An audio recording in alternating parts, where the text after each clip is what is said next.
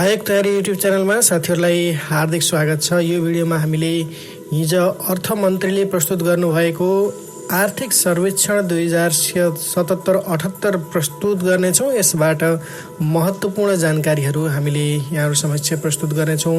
हुन त यो आर्थिक सर्वेक्षण आफैमा एउटा बृहत ठुलो आर्थिक तथ्याङ्कीय दस्तावेज रहेको छ। यसमा थुप्रै महत्त्वपूर्ण तथ्याङ्कहरू रहेका छन्। यो छोटो भिडियोमा यसलाई सम्पूर्णलाई समेट्न सम्भव छैन। तैपनि हामीले महत्त्वपूर्ण जानकारीहरू मात्रै यहाँहरूमा समक्ष प्रस्तुत गर्नेछौँ। आज यो भिडियो केही लामो भए पनि यहाँहरूले धैर्यतापूर्वक हेर्नुहुनेछ भन्ने आशा लिएका छौँ। सुरु गरौँ यो भिडियोलाई। भिडियो सुरु गर्नु पूर्व एउटा जानकारी रहेको छ। आयोग तयारी नेपाल.com को परीक्षा लक्षित सम्पूर्ण समसामयिक प्याकेज जसले लिनुभएको छ उहाँहरूलाई हामीले यसको PDF हामीले उपलब्ध गराउनेछौँ। यो आर्थिक सर्वेक्षणका महत्त्वपूर्ण तथ्याङ्क समेटिएको एउटा छोटो PDF तयार पारेका छौँ हामीले। त्यो PDF यहाँहरूलाई उपलब्ध गराइनेछ। सुरु गरौँ आर्थिक सर्वेक्षण 77-78 को आर्थिक तथ्याङ्कहरूबाट। पहिलो रहेको छ आर्थिक वृद्धि अन्तर्गत नेपालको GDP। नेपालको GDP 42 खर्ब 66 अर्ब 32 करोड रहेको छ। यसभन्दा अगाडि पनि यहाँलाई मैले जानकारी गराएकै थिएँ। केन्द्रीय तथ्याङ्क विभागले राष्ट्रिय लेखाको अवस्था सार्वजनिक गर्दाखेरि यो कुरा सार्वजनिक गरेको हो। नेपालको GDP 42 खर्ब 66 अर्ब 32 करोड रहेको छ भने चालु आर्थिक वर्षको आर्थिक वृद्धि 4.01% रहेको छ। कृषि क्षेत्रको वृद्धि दर 2.64% रहेको छ भने गैर कृषि क्षेत्रको वृद्धि दर 4.75% रहेको छ। त्यस्तै नेपालको प्रति व्यक्ति GDP को कुरा गरौँ। प्रति व्यक्ति GDP 1191 अमेरिकी डलर रहेको छ। यो अघिल्लो वर्षको तुलनामा 5.8% ले वृद्धि भएको हो। 1191 अमेरिकी डलर प्रति व्यक्ति GDP रहेको छ भने प्रति व्यक्ति आय 1196 अमेरिकी डलर रहेको छ। यो अघिल्लो वर्षको तुलनामा 5% ले वृद्धि भएको हो। त्यस्तै मुद्रास्फीति दर रहेको छ 3.5%। यो भने उल्लेख्य रूपमा घटेर 3.5% कायम भएको छ। त्यस्तै ग्राहस्थ उत्पादनमा क्षेत्रगत योगदानको कुरा गर्ने हो भने नेपालको कुल ग्राहस्थ उत्पादनमा कृषि क्षेत्रको योगदान 25.8% रहेको छ। 25.8% रहेको छ यो। त्यस्तै गैर कृषि क्षेत्रको GDP को मा योगदानको कुरा गर्ने हो भने 74.2% को योगदान रहेको छ। गैर कृषि क्षेत्रको वृद्धि दर 4.75% रहेको छ भने कृषि क्षेत्रको वृद्धि दर 2.64% रहेको छ। अब यसमा क्षेत्रगत रूपमा हेर्ने हो भने प्राथमिक क्षेत्र जहाँ कृषि, वन तथा मत्स्य पालन र खानी तथा उत्खनन खण्डहरू पर्छन्, यो प्राथमिक क्षेत्रले GDP को 26.4% हिस्सा ओगटेको छ जसको वृद्धि दर 2.75% रहेको छ भने द्वितीय क्षेत्र उद्योग, निर्माण, विद्युत, पानी तथा ढल निकास, यो क्षेत्रले चाहिँ द्वितीय क्षेत्रले 12.5% योगदान पुर्याएको छ GDP मा। यो द्वितीय क्षेत्रको मात्रै वृद्धि दरको कुरा गर्ने हो भने 4.93% रहेको छ। यस्तै तृतीय क्षेत्रको GDP मा योगदानको कुरा गरौँ। तृतीय क्षेत्र जसलाई सेवा क्षेत्र पनि भनिन्छ, थोक तथा खुद्रा व्यापार, आवास, यातायात, वित्तीय, शिक्षा, स्वास्थ्य लगायत अन्य क्षेत्रहरू यसमा समाविष्ट छन् जसको योगदान 60.4% रहेको छ GDP मा। यसको वृद्धि दर तृतीय क्षेत्रको वृद्धि दर 4.43% रहेको छ। त्यस्तै कुल ग्राहस्थ उत्पादनमा प्रदेशगत योगदानको कुरा गरौँ। यो मैले यहाँहरूलाई अघिल्लो भिडियोमा पनि प्रस्तुत गरिसकेको छु। कुल ग्राहस्थ उत्पादनमा सबैभन्दा बढी योगदान रहेको प्रदेश हो प्रदेश नम्बर 3 जसले हामीले बागमती प्रदेश भन्छौँ, जसको 37.70% योगदान रहेको छ। 37.7% योगदान रहेको छ। दोस्रो हो दोस्रो रहेको छ प्रदेश नम्बर 1 जसको 15.6% योगदान रहेको छ। तेस्रोमा लुम्बिनी प्रदेश रहेको छ 14% योगदान सहित तेस्रो छ भने चौथोमा 2 नम्बर प्रदेश रहेको छ जसको 13.2% योगदान रहेको छ। नेपालको समग्र आर्थिक वृद्धि दर 4.01% रहेको छ। अघिल्लो आर्थिक वर्षमा -2.09% रहेको थियो भने प्रदेशगत जीडीपीको अवस्था पनि तपाईहरुले यहाँ हेर्न सक्नुहुनेछ। यो टेबललाई तपाईले स्क्रिनशट गरेर राख्नुहोला। यो सबैभन्दा बढी आर्थिक वृद्धि दर भएको प्रदेश भनेको बागमती प्रदेश रहेको छ। यो आर्थिक वर्षमा 4.7% को आर्थिक वृद्धि दर भएको छ भने त्यसपछि सबैभन्दा बढी आर्थिक वृद्धि दर भएको प्रदेश लुम्बिनी प्रदेश रहेको छ जसको 3.9% आर्थिक वृद्धि दर भएको छ।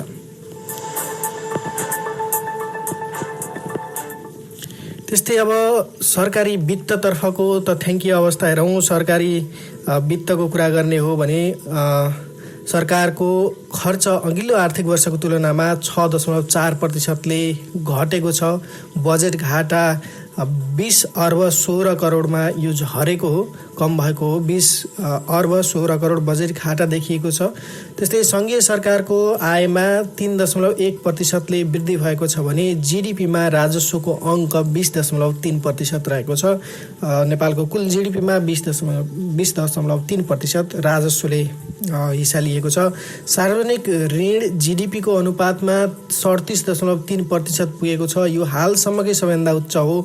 आन्तरिक ऋण जीडीपीको 2.6% परिचालन भएको छ। आन्तरिक ऋण बाह्य ऋण अन्तर्राष्ट्रिय ऋण 4.2% र अनुदान 0.5% यो परिचालन भएको प्रतिशत यहाँ हामीले उल्लेख गरेका छौँ। त्यस्तै वित्तीय संरचनाको कुरा गरौँ। अहिले नेपालको वित्तीय संरचनामा 27 वटा वाणिज्य बैंक छन्, 19 विकास बैंक रहेका छन् भने 20 वटा वित्त कम्पनी रहेका छन्। त्यस्तै 76 लघुवित्त वित्तीय संस्था छन्।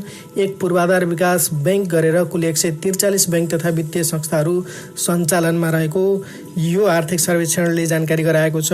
40 बीमा कम्पनी छन्, एक पुनर्बीमा कम्पनी छ। 29,886 सहकारी सञ्चालनमा रहेको जानकारी गराइएको छ। सहकारीको संख्या यो धेरै घटेको छ अहिले, विशेष गरी मर्जर जस्ता कारणले हुन सक्छ। 750 स्थानीय तहमा वाणिज्य बैंकको पहुँच पुगेको छ। वाणिज्य बैंक पुग्न बाँकी 3 वटा स्थानीय तह भनेको धादिङको रुबी भ्याली, जाजरकोटको जुनी चाँदे र बझाङको साइपाल मात्रै बाँकी रहेका छन्। अन्य 750 स्थानीय तहमा वाणिज्य बैंकको शाखाहरू पुगिसकेको जानकारी यो आर्थिक सर्वेक्षण 77-78 ले गराएको छ।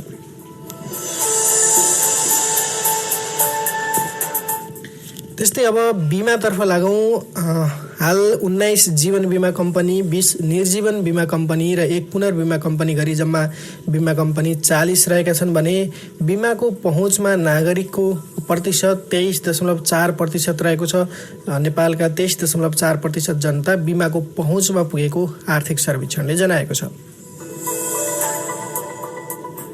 त्यस्तै गरिबी निवारण र रोजगारी क्षेत्रका तथ्याङ्कको कुरा गर्ने हो भने 7,43,503 जना सूचीकृत बेरोजगार जुन चाहिँ बेरोजगारहरूको सूचीकरण सरकारले गरेको थियो, ती 7,43,503 जना सूचीकृत बेरोजगार मध्ये 33,753 ले मात्रै रोजगारी पाएको तथ्याङ्क प्रस्तुत गरिएको छ भने मानव विकास सूचकाङ्क 0.602 रहेको यसअघि नै जानकारी भइसकेको कुरा हो।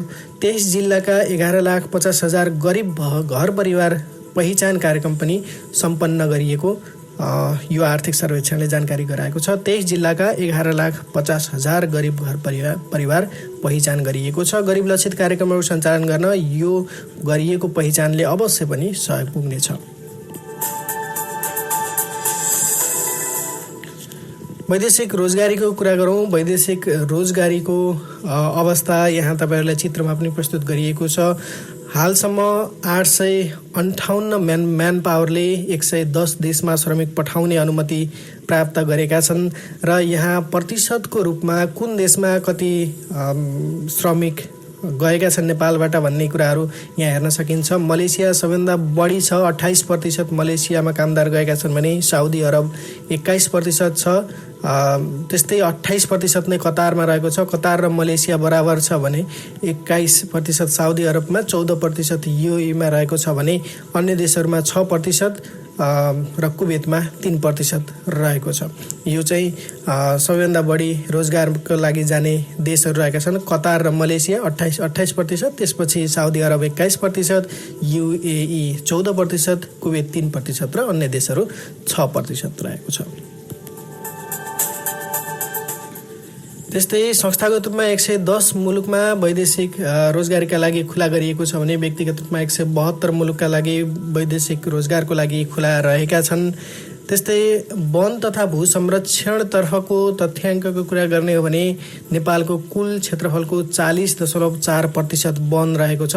40.4% वन र 4.4% बुट्यान गरेर 44.8% वन क्षेत्र रहेको छ। 0.1% वन क्षेत्र बढेको यहाँ तथ्याङ्कले देखाएको छ।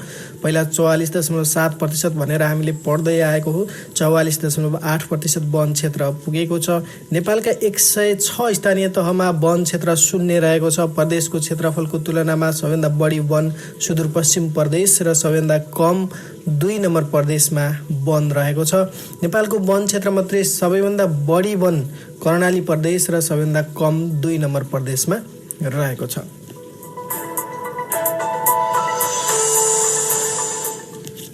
संरक्षित क्षेत्र र वन्यजन्तुको कुरा गरौँ। संरक्षित क्षेत्र 12वटा राष्ट्रिय निकुञ्ज छन्, एउटा वन्यजन्तु आरक्ष, एउटा शिकार आरक्ष, 6वटा संरक्षित क्षेत्र रहेका छन् जसले 23.4% भूभाग ओगटेको छ। सबै संरक्षित क्षेत्रहरूको जम्मा क्षेत्रफल नेपालको कुल भूभागको 23.4% आउँछ। त्यस्तै 10वटा वन संरक्षण क्षेत्र, 10वटा सिमसार क्षेत्र र 12वटा मध्यवर्ती क्षेत्रहरू रहेका छन्। पछिल्लो गणना अनुसार 235 बाघ रहेका छन्, 441 अर्ना उल्लेख गरिएको छ। यो 2077 फागुनसम्मको मात्रै तथ्याङ्क भएको हुनाले यहाँ 441 अर्ना लेखिएको हो र अर्ना गणनाको नतिजा सार्वजनिक भइसकेको छ। पछिल्लो अर्ना गणना 2021 अनुसार 498 अर्ना छन्। तपाईँले यसलाई सच्याएर बुझ्नुहोला।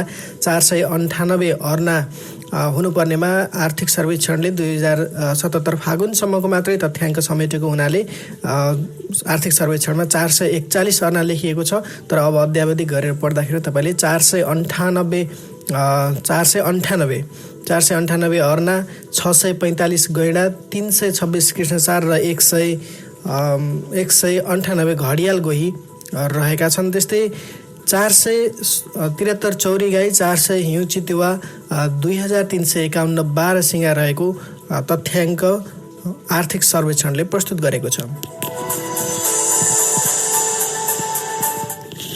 त्यस्तै उद्योगतर्फको तथ्याङ्कीय कुरा गर्ने हो भने 2077 फागुनसम्ममा 1198वटा ठुला उद्योग रहेका छन्, 1884वटा मझौला उद्योग र 5302वटा साना उद्योग गरेर जम्मा 8384वटा उद्योग दर्ता भएका छन्। यी उद्योगको सङ्ख्या भनेको दर्ता भएका हुन्।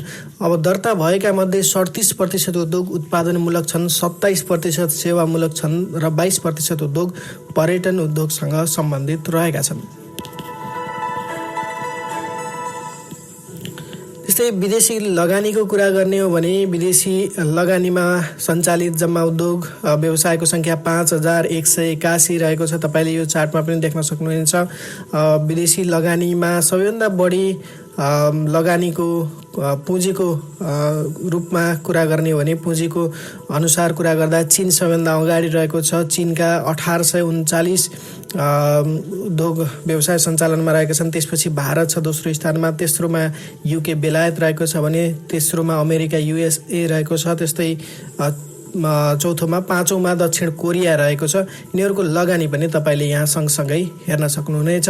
चीन, भारत, युके, युएसए र दक्षिण कोरिया यो चाहिँ सबैभन्दा बढी लगानी भएका 5वटा देशहरू रहेका छन्। जम्मा 5181 विदेशी लगानी भएका व्यवसाय र उद्योगहरू रहेका छन्। त्यस्तै पर्यटन क्षेत्रको कुरा गरौँ। पर्यटन क्षेत्रको कुरा गर्दा प्रति पर्यटक औसत बसाइ बढेको छ। 13 रहेको पहिलाको तथ्याङ्क 15.1 दिन पुगेको छ। प्रति पर्यटक औसत बसाइ 15.1 दिन। प्रतिदिन प्रति पर्यटक खर्च $65 रहेको छ, यो पनि बढेको हो। त्यस्तै नेपाल भ्रमणमा आउने पर्यटकहरूमध्ये 60.5% मनोरञ्जनको लागि, पदयात्राको लागि 12.4% र तीर्थयात्राको लागि 15% पर्यटक आउने कुरा आर्थिक सर्वेक्षणले जनाएको छ। यो तपाईँले तलको पाई चार्टमा पनि देख्न सक्नुहुनेछ प्रतिशतको रूपमा।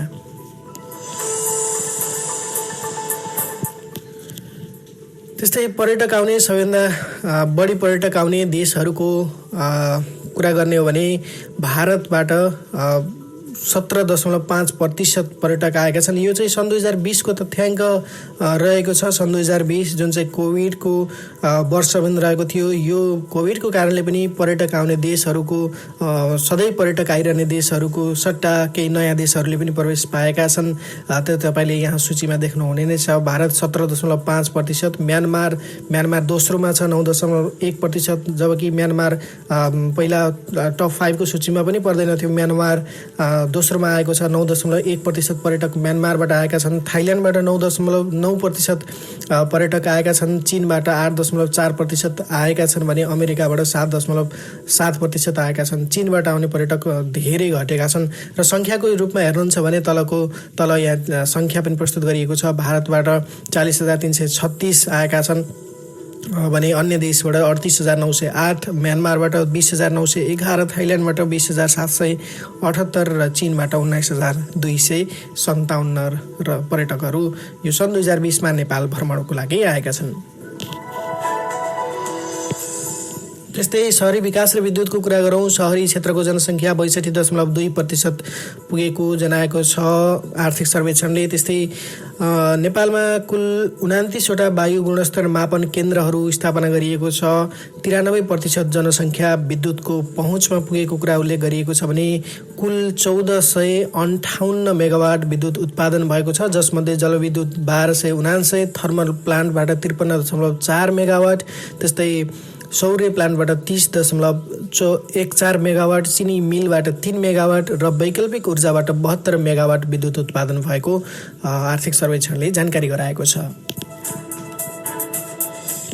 त्यस्तै यातायात क्षेत्रको तथ्याङ्कको कुरा गरौँ। 15,974 किलोमिटर कालोपत्री सडक रहेको छ। कुल देशभरको सडकको लम्बाइको कुरा गर्दैछौँ हामीले। 8,582 किलोमिटर ग्राभेल सडक छ। 8,972 किलोमिटर कच्ची सडक गरेर कुल 33,528 किलोमिटर नेपालको सडक सञ्जाल पुगेको छ। र वायु सेवा हवाई यातायातको कुरा गर्ने हो भने नेपालमा उडान भर्ने अन्तर्राष्ट्रिय वायु सेवाको सङ्ख्या 27वटा रहेको छ। अघिल्लो वर्ष 30 थियो, 27वटा रहेको छ। सबै मौसममा सञ्चालन हुने विमानस्थलको सङ्ख्या 37वटा रहेको छ। अन्तर्राष्ट्रिय उडान भर्ने वायु सेवा 3वटा रहेका छन्। नेपालबाट अन्तर्राष्ट्रिय उडान भर्ने वायु सेवा कम्पनी 3वटा रहेका छन्। हवाई सम्झौता भएको देशको सङ्ख्या 40 नै रहेको छ। आन्तरिक उडान गर्ने वायु सेवाको सङ्ख्या 19बाट 20 भएको छ। 20वटा आन्तरिक उडान गर्ने वायु सेवा रहेका छन् भने नेपालमा रेल मार्ग 56 किलोमिटर रहेको छ। त्यस्तै हालसम्म 11वटा विश्वविद्यालय सञ्चालनमा रहेका छन्। 82.8% जनसङ्ख्या इन्टरनेटको पहुँचमा पुगेको छ। देशभर 35,674 विद्यालय सञ्चालनमा रहेका छन्। ती 35,674 विद्यालयमध्ये 78% विद्यालय सामुदायिक विद्यालय रहेका छन्। त्यस्तै स्वास्थ्य क्षेत्रका महत्त्वपूर्ण सूचकहरूको कुरा गरौँ। स्वास्थ्य क्षेत्रका महत्त्वपूर्ण सूचकमध्ये कुल प्रजनन दर प्रति महिला 2 रहेको छ। परिवार नियोजन साधन प्रयोगकर्ताको दर 46.7% पुगेको छ। नवजात शिशु मृत्यु दर प्रति 1000 जीवित जन्ममा 16 रहेको छ भने शिशु मृत्यु दर प्रति 1000 जीवित जन्ममा 25 रहेको छ। त्यस्तै 5 वर्ष मुनिको बाल मृत्यु दर प्रति 1000 जीवित जन्ममा 28 रहेको छ। कम्तीमा 4 पटक गर्भ जाँच गराउने गर्भवती महिलाको प्रतिशत 77.8% पुगेको छ।